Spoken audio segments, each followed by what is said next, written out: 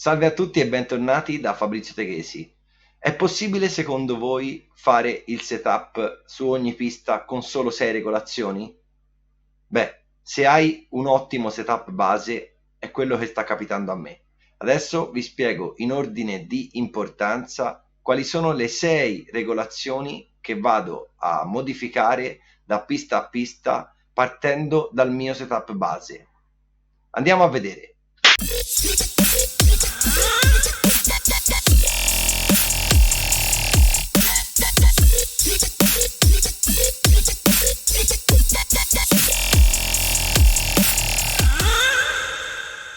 Mi sta capitando sempre più di frequente, da quando ho ottimizzato il mio setup base, che a brevissimo pubblicherò sul sito quando lo ritengo proprio definitivo, di arrivare nelle piste e modificare veramente pochissimi parametri per quanto riguarda il setup della macchina.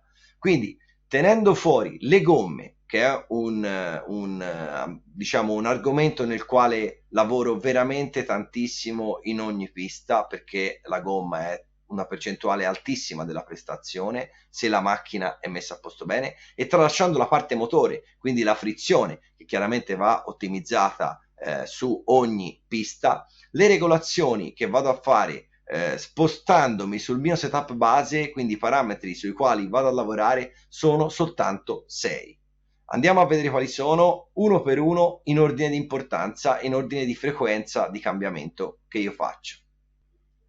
La prima regolazione in ordine di importanza che vado ad effettuare sul mio automodello su ogni pista è l'altezza da terra o il ride height.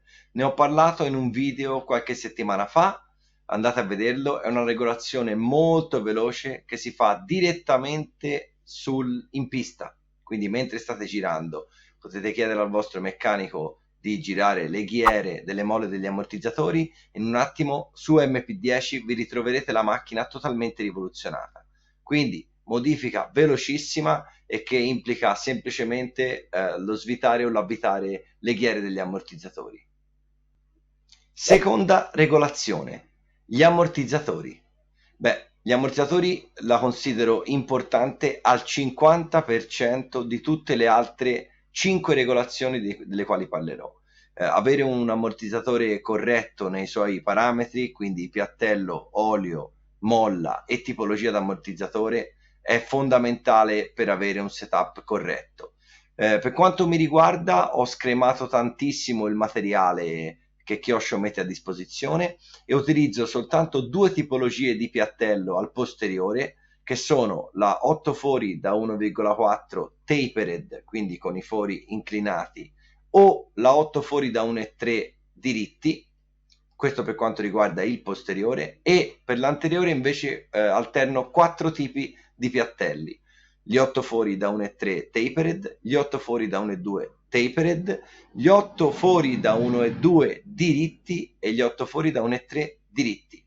Chiaramente alterno anche i 2 tipi di ammortizzatori, che sono quindi di ammortizzatori a membrana o vented, mentre ho smesso praticamente quasi nella totalità dei tracciati di usare gli emulsione, li ho proprio archiviati, non li uso praticamente più. E poi ovviamente tutto quello che riguarda le molle.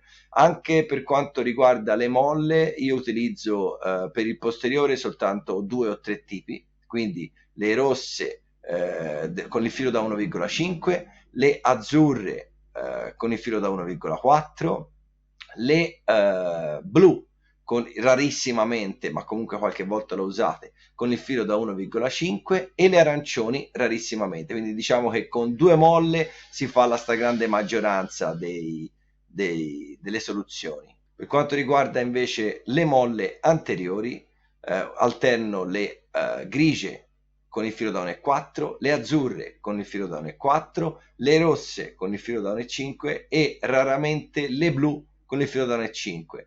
Inizialmente sul primo setup base usavo le viola con il filo da 1,6, ma anche qua ho smesso praticamente di usarle e uso soltanto queste 3 tipologie di molle. L'ammortizzatore è un parametro importantissimo e dovete lavorarci molto per ottenere grandi risultati. Cioè l'ammortizzatore messo correttamente per il vostro stile di guida e per le caratteristiche del tracciato, vi darà veramente un grosso gap di miglioramento per quanto riguarda i setup. Quindi di tutte le modifiche delle quali parlerò oggi, l'ammortizzatore vale esattamente il 50%. Il terzo parametro sul quale io vado a lavorare partendo dal mio setup base è la barra antirollio anteriore. Quindi mentre per il posteriore ho praticamente bloccato la 2,8 mm per quasi tutti i tracciati, mi capita veramente proprio di rado di cambiare la barra posteriore, diciamo che è quasi un default. L'anteriore parto dalla 2,3 e posso andare giù fino alla 2,1 in circuiti come l'IBR e quindi 2,1, 2,2 scendendo, oppure salendo arrivo fino alla 2,5. Non mi è mai capitato di usare la 2,6 su MP10, quindi 2,6, 2,7, 2,8 non li uso nel 90% dei casi la 2,3 che è quella standard, e in alcuni casi scendo o salgo ma fino alla 2,5 al massimo. Quindi barra anteriore, terzo parametro. Se il video che stai guardando ti sta piacendo, ricordati di iscriverti al mio canale YouTube e di attivare la campanellina, così sarai sempre in grado di ricevere notifiche sulle mie attività su questo canale. Il quarto parametro sul quale vado a lavorare sono gli inserti posteriori in ottone per il barilotto. Io utilizzo il barilotto in plastica sulla mia MP10 sempre, non uso il barilotto in Ergal e lo uso alternatamente con gli inserti in ottone tutti e quattro, con gli inserti in plastica di serie tutti e quattro, o con soltanto 2 inserti in ottone, in base a quanto voglio far scappare il retrotreno a centro curva. Quindi più inserti metto e più che praticamente il retrotreno a centro curva mi aiuterà a completare, a chiudere la curva. Quindi parto sempre con tutti e quattro gli inserti di ottone montati, e poi se ho difficoltà di guida posso togliere 2 inserti, e se continuo a avere problemi di troppo scivolamento in curva levo anche gli altri 2 e vado con tutta plastica. Quindi quarto parametro, gli inserti in ottone del barilotto. Il quinto punto sul quale io vado a lavorare partendo dal mio setup base sono i pesi sul telaio anteriore e posteriore. Quindi Kyosho produce il 20 grammi, il 10 grammi, che accoppiati possono fare 30 grammi sia per il posteriore che per l'anteriore. In prevalenza, cioè nel mio setup di partenza, vado con 20 grammi al posteriore, ma provo nella maggior parte dei casi a toglierli per vedere se si ha un vantaggio o uno svantaggio, e in taluni casi provo addirittura a mettere i 10 grammi sull'anteriore. Quindi quinto parametro, pesi sul telaio.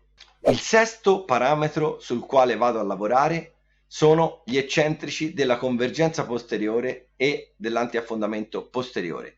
Qui veramente sono proprio rarissimi i casi in cui modifico questo parametro, però è un parametro che talvolta cambio e quindi ve lo voglio menzionare. Io parto sempre con convergenza 2,5 gradi e consiglio, diciamo, a chi magari è un po' meno esperto di usare sempre la 3, però alcune volte su piste molto polverose dove c'è problemi di aderenza, soprattutto in ingresso curva ho problemi di scivolamento, posso mettere la 3 gradi di convergenza, e l'antiaffondamento, il kick up posteriore, passare da 3 gradi, che è il mio setup base, a 2 gradi.